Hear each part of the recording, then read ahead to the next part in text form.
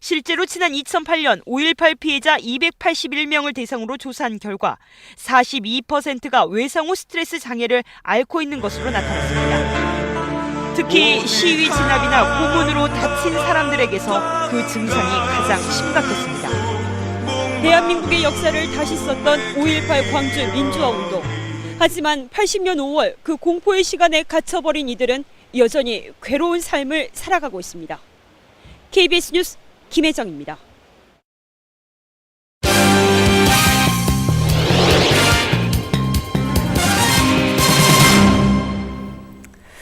국방부가 예비역 장성들에게 국방개혁안을 설명하는 자리를 마련했는데 반쪽짜리다 이런 비판을 받고 있습니다. 왜 그런지 이영현 기자가 심층 취재했습니다.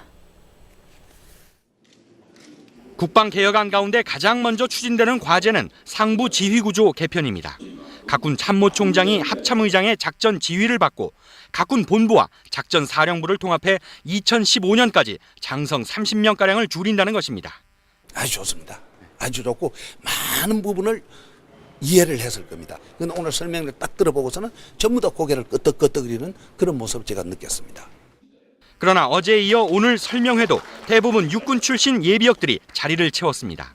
어제는 참석 인원 147명 가운데 해군 해병대 출신이 10명, 공군은 1명도 없었습니다.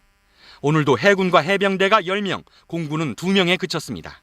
해공군 예비역 장성들이 반발하는 부분은 상부 지휘구조 개편안의 내용과 그 결정 과정입니다. 합참의장, 각군 참모총장으로 이어지는 작전 지휘 계통에 많은 허점이 있으며 이런 문제는 충분한 검토와 다양한 관련자들의 토의를 거치지 않고 일방적으로 결정한 결과라는 것입니다.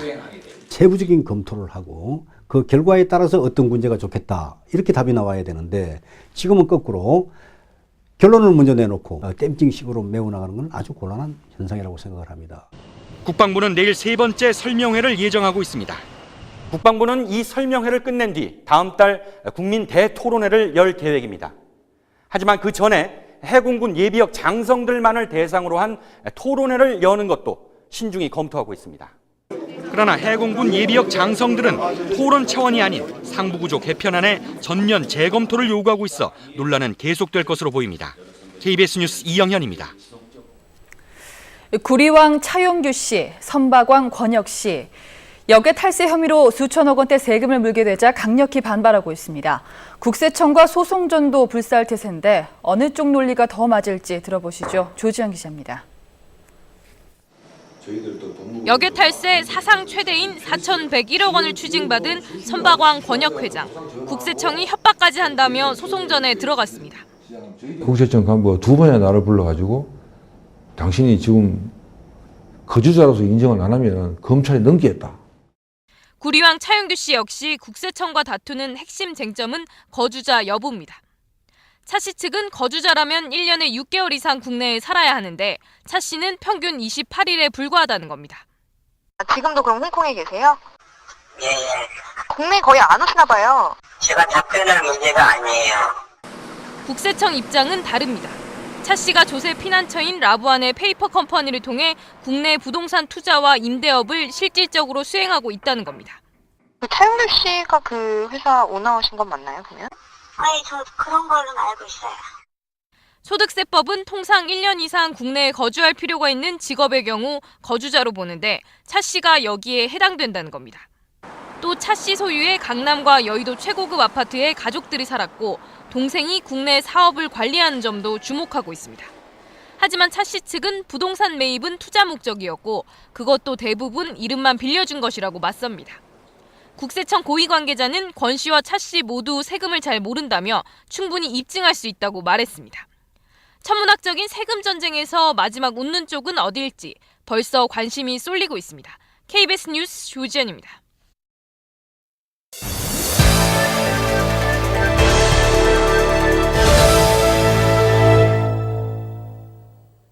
저축은행 비리 사건의 파장이 갈수록 확산되고 있습니다. 지금까지 구속되거나 피의자 신분으로 조사를 받은 금융감독원 전 현직 임직원만 10명이나 되는데요. 고양이에게 생선을 맡겼다는 말은 이럴 때 딱 맞는 표현 같습니다. 우한울 기자가 보도합니다. 모진 풍파에도 변함없이 꿋꿋한 대나무는 항상 나라를 생각하는 꿋꿋하기는커녕 금감원은 수년간 저축은행 비리를 덮는 데 급급했습니다. 금감원 민원 접수 사이트. 2년 전 부산저축은행에서 퇴직한 김모 씨는 이곳에 내부 비리를 제보했습니다. 하지만 제보 사실은 곧 부산저축은행에 새 나갔고 은행 측은 김 씨에게 거액을 주고 입막음을 할 수 있었습니다. 금감원에 접수된 민원인 제보는 감사실까지 확인 절차를 거치게 돼 있지만 이후 아무런 후속 조치는 없었습니다. 비슷한 시기 같은 비리 사실은 금감원 직원들이 나갔던 현장 검사에서도 다시 확인됐습니다. 검사 반원들은 불법 대출에 동원됐던 차명 통장 10개를 찾아내 상부에 보고했지만 이마저도 묵살됐습니다. 다 죽이는 게 능사가 아니다. 최소한 그 정도의 공감되는 지시가 내려왔을 거라고 저는 생각을 합니다. 검사의 방향이 조금 부실을 좀 숨기고 그렇게 가겠다는 쪽으로 되지 않았었나. 그러는 사이 전현직 금감원 직원들은 뒷돈을 챙겼습니다. 중형 차량에서 현금까지 10명이 받은 금품은 드러난 것만 5억 원이 넘습니다. 금감원의 비리 눈감기 관행이 반복되면서 저축은행 부실로 투입된 공적 자금은 17조 원을 넘어서고 있습니다. 검찰의 수사가 지금도 계속되고 있는데요. 또 다른 충격적인 비리 소식이 나와서 더 큰 실망을 하는 일이 없었으면 하는 게 국민들의 바람일 겁니다. 디지털 스튜디오 연결합니다. 박찬현 기자, 결국 검사권 독점이 문제로 지적되는 거죠? 네, 이 검사의 효율성을 높이라고 검사권을 한 군데로 몰아줬더니 이 검사권 독점이 각종 비리와 부패를 불러일으키고 있습니다. 절대 권력은 부패하기 마련이죠. 금감원 한 곳에서 감독하는 금융기관은 은행, 저축은행, 보험, 카드 비롯해서 모두 1,353곳에 이릅니다. 문제가 터질 때마다 검사 인력 부족 얘기를 하곤 했죠. 그래서 이번 기회에 검사권을 분산하자는 목소리가 높은데 금감원 내부 반발도 큽니다. 김준호 기자가 전해드립니다. 결정을 그렇게 하도록. 금감원 개혁을 위한 혁신 TF가 출범하던 지난 9일 김석동 금융위원장은 금융회사 검사권은 공권력적인 행정작용으로 아무 기관에나 줄 수 없다고 말했습니다. 행정권은 정부에 속한다는 헌법 원칙까지 제시했습니다. 이 발언은 한국은행에 검사권을 줄 수 없다는 의미로 해석됐습니다. 그러자 김중수 한은 총재가 반격에 나섰습니다. 금감원의 검사권 독점 폐해를 막기 위해 한은이 최종 대부자로서 금융회사에 대한 단독 검사권을 가져야 한다는 겁니다. 중앙은행으로서 감독 기능을 갖지 못한 나라는 결국에는 우리하고 일본하고 카나다 같이 과거 90년대 말에 영국식 모형을 따른 나라들 뿐이다. 당사자인 금감원은 숨을 죽이고 있습니다. 하지만 감사 추천제 폐지와 직원 재산 등록 확대 등 내부 개혁 조치 등으로 부패의 인적 고리를 끊으면 검사권 독점의 폐해를 없앨 수 있다는 입장입니다. 결국 공은 총리실에 설치된 개혁 TF로 넘어갔습니다. 문제는 시간입니다. 현재 주어진 시간은 한 달 정도에 불과하기 때문입니다. 금융감독 TF가 이미 2차례나 회의를 가졌지만 검사권 분산과 관련한 의제는 제대로 논의조차 이루어지지 않았습니다. 분산이든 내부 개혁이든 이번엔 분명한 해결책이 나와야 할 텐데요. 다른 나라의 시스템은 어떤지 궁금합니다. 네, 대체로 분산돼 있긴 하지만 꼭 그런 것만은 아닙니다. 먼저 미국을 살펴볼까요? 미국에서는 우리나라로 치면 한국은행인 미 연방준비제도 이사회 그리고 예금보험공사 통화감독청에서 은행 감독을 나눠서 하고 있고요. 증권은 증권거래위원회 그리고 보험은 주정부에서 검사를 하고 있습니다. 영국은 그동안 우리나라와 상당히 비슷했습니다. 현재 FSA라는 금융감독원에서 통합감독을 해왔는데 이게 금융위기를 거치면서 각종 문제가 불거지다 보니까 영란은행에서 건전성 감독을 그리고 FCA에서 영업행위 감독을 나눠서 하도록 법 개정을 추진하고 있습니다. 자, 일본도 금융청에 검사 기능이 몰려있긴 한데요. 우리나라하고 다른 점은 일본 은행이 필요하다고 판단됐을 경우에는 금융청의 허락을 받지 않고 자체 조사를 할 수 있다. 그런 얘기입니다. 자, 이 가운데 어느 형태가 우리나라 현실과 맞을까요? 중요한 건 이게 자기 밥그릇 챙기기로 변질돼서는 안 된다는 얘기입니다. 김영경 기자입니다.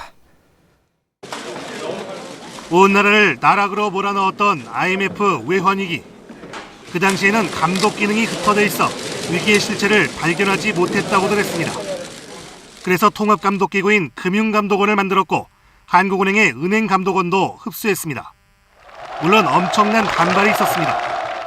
이후에도 한은과 금융이 금감원은 감독권을 놓고 수시로 논쟁을 벌입니다.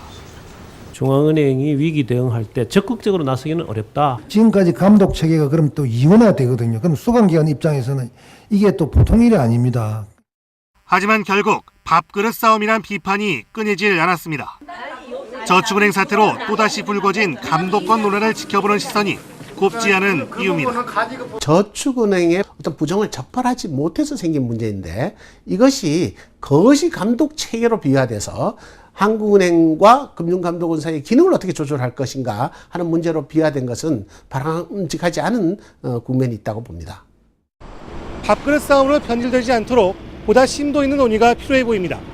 KBS 뉴스 김현경입니다. 발급된 카드가 1억 2천만 장에 육박하면서 제2의 카드 대란 우려가 커지고 있습니다. 이번 주 금요일 이슈앤뉴스에서는 무분별한 카드 발급과 급증하고 있는 카드빚 문제를 짚어봅니다. KBS 홈페이지와 트위터를 통해서 여러분의 소중한 의견을 보내주시기 바랍니다. 국민의 정부 시절 대표적인 권력형 비리 이용호 게이트 기억하십니까? 장본인이었던 이용호 씨가 또다시 검찰 조사를 받고 있습니다. 이번에는 저축은행 부실 대출에 연루됐다는 의혹을 받고 있습니다. 류성호 기자입니다. 보혜저축은행의 부실 대출을 수사하고 있는 광주지검 특수부가 이용호 씨를 조사하고 있는 것으로 확인됐습니다. 이 씨는 보혜저축은행 임원진으로부터 수십억 원의 불법 대출을 받은 혐의를 받고 있습니다. 검찰은 서울구치소에 수감돼 있는 이 씨를 광주교도소로 이감시켜 집중 조사하고 있습니다. 이 씨는 지난 1998년부터 2년 동안 인수계열사자금 800억 원을 횡령하고 보물선 발굴 사업 등의 허위 정보로 주가를 조작한 혐의로 구속됐습니다. 이 과정에서 국세청과 검찰, 금감원 간부와 정치인 등 정관계 인사들이 대거 연루된 것으로 드러나 이용호 게이트로 비화됐습니다. 이에 따라 검찰은 보혜저축은행이 이 씨를 통해 정관계에 로비했는지를 집중 조사할 것이란 관측이 나오고 있습니다. 검찰은 또 삼화저축은행 대주주 이모 씨가 보혜저축은행 관련 로비까지 벌인 것으로 보고 이 씨의 신병을 확보하는 데 주력하고 있습니다. 저축은행 경영진들의 횡령과 불법 대출에 대한 검찰 수사가 금감원의 유착 비리를 넘어 정관계 로비 의혹으로까지 확대되고 있습니다. KBS 뉴스 류성호입니다. 국내 대형 로펌의 전관 예우 관행 생각했던 것보다 심각했습니다. 고문직 대부분이 고위공직자 출신인데 특히 공정거래위원회, 금융감독원, 국세청이 많았습니다. 김건우 기자입니다. 공정거래위원회 부위원장직을 사임한 서동원 씨는 10달 만에 김앤장의 고문직을 맡습니다. 이정재 금융감독원장도 공직을 떠나고 2달 뒤 법무법인 율촌에 상임고문으로 영입됐습니다. 이들 두 사람은 고위공직을 맡기 전에도 해당 법률회사의 고문이었습니다. 결국 기업이나 금융기관을 감독하는 역할과 기업을 비호하는 역할을 오락가락한 것입니다. 경실련이 국내 대형 법률회사 6곳의 고문과 전문위원들의 출신 기관을 분석한 결과 90% 가까이가 공직 출신이었습니다. 특히 이들의 85%는 퇴직 뒤 1년도 안 돼 법률회사에 취업했습니다. 출신 기관은 공정거래위원회가 가장 많았고 금융감독원과 국세청이 뒤를 이었습니다. 공직 시절에 갖고 있었던 인맥과 정보를 이용해서 기관을 상대로 한 소송에서 더 유리하게 또는 사적으로 정보를 이용할 가능성이 굉장히 높다는. 현행 공직자윤리법상 법률회사는 자본금 규모가 작아 공직자들의 취업 금지 대상에서 빠져 있습니다. 공직자들은 이를 퇴직 뒤 고액 연봉을 챙기는 통로로, 법률회사는 로비의 창구로 이용하는 겁니다. 이 때문에 정부는 공직자 전관 예우를 막기 위해 취업 제한 대상